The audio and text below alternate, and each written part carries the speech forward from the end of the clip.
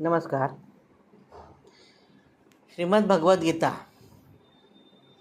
अध्याय 12 भक्तियोग यातील पुढचा श्लोक म्हणजे 16वा श्लोक आज आपण पाहणार आहोत. अनपेक्षा शुचिर्दक्ष उदासीनो गतो व्यथः सर्वारंभ परित्यागी यो मद्भक्तः स मे प्रियः. आता मी हा श्लोक पुन्हा हळूहळू म्हणतो, माझ्या पाठोपाठ तुम्ही म्हणा. अनपेक्षा शुचिर्दक्ष उदासीनो गतो व्यथः सर्वारंभ परित्यागी यो मद्भक्तः स मे प्रियः. आता याच्यामध्ये लक्षात ठेवण्याच्या गोष्टी म्हणजे काय? अनपेक्षा, शहानंतर विसर्ग आहे. उदासीनो मधला सी दीर्घ आहे, म्हणून म्हणताना उदासीनो गतो व्यथः असं म्हणायचं आहे आपल्याला. आणि गतो व्यथः, गतो व्यथः असं नाही, खूप लोक चुकीचं म्हणतात. गतो व्यथः असं म्हणायचं आहे.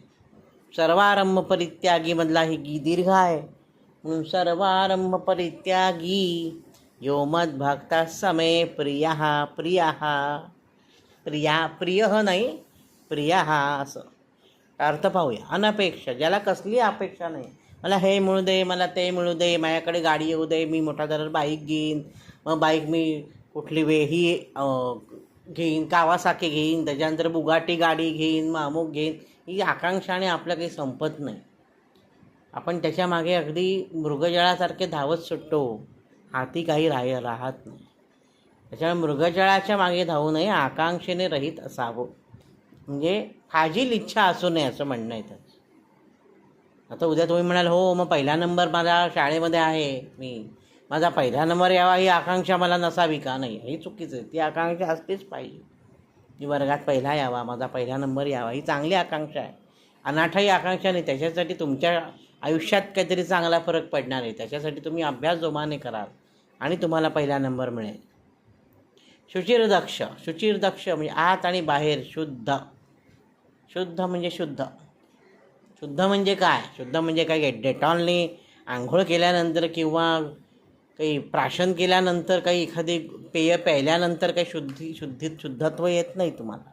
तुमचं आचरण शुद्ध असावं लागतं, तुमचे विचार शुद्ध असावे लागतात, तुमची वागणूक चांगली असावी लागते, तेव्हा तुम्ही शुद्ध आहात असं आपण म्हणतो. आत एक आणि बाहेर वेगळंच असं असू नये. शुचिर्दक्ष म्हणजे आत आणि बाहेर शुद्धत्व. गतव्यथः म्हणजे दुःख, व्यथा म्हणजे दुःख, दुःखातून गत झालेली आहे. दुःख म्हणजे दुःखातून मुक्तता मिळालेली आहे. दक्षः म्हणजे चतुर. उदासीन म्हणजे पक्षपात न करणारा. पक्षपात न करणारा, ज्यांच्या दुःखातून मुक्त झालेला आहे. सर्वारंभ परित्यागी, सर्व आरंभांचा त्याग करणारा. म्हणजे काय? आरंभांचा त्याग म्हणजे आम्ही एखादी चांगली गोष्ट करायचीच नाही का? नाही, त्याचा असा अर्थ नाही. अर्थ असे कर्तृत्वाचा अभिमान न बाळगता आरंभाचा त्याग करणं. हे मी केलं, हे माझ्यामुळे झालं, मी गेलो नसतो तर हे घडलं नसतं. ही जी माणसाची प्रवृत्ती आहे, तो अभिमान आहे. तो अभिमान न बाळगणारा, सर्वारंभ परित्यागी म्हणजे अभिमान न बाळगणारा असा जो माझा भक्त आहे, तो मला प्रिय आहे. कशाची अपेक्षा नाही, अंतर्बाह्य शुद्ध आहे. आता असा भक्त मिळणं खूप कठीण आहे, जो अंतर्बाह्य शुद्ध आहे, चतुर आहे, नंतर तटस्थ आहे, म्हणजे उदासीन आहे, पक्षपात न करणारा भक्त आहे. म्हणजे श्रीमंत आणि गरीब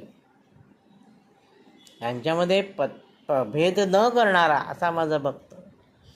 जातीपातींमध्ये दुरावा निर्माण न करणारा असा माझा भक्त. असा माझा भक्त मला सर्वाधिक प्रिय आहे, असं या 16व्या श्लोकामध्ये भगवंत म्हणत आहेत. मी पुन्हा एकदा श्लोक म्हणतो. अनपेक्षा शुचिर्दक्ष उदासीनो गतो व्यथः सर्वारंभ परित्यागी यो मद्भक्तः स मे प्रियः. श्रीकृष्णार्पणमस्तु. शुभं भवतु.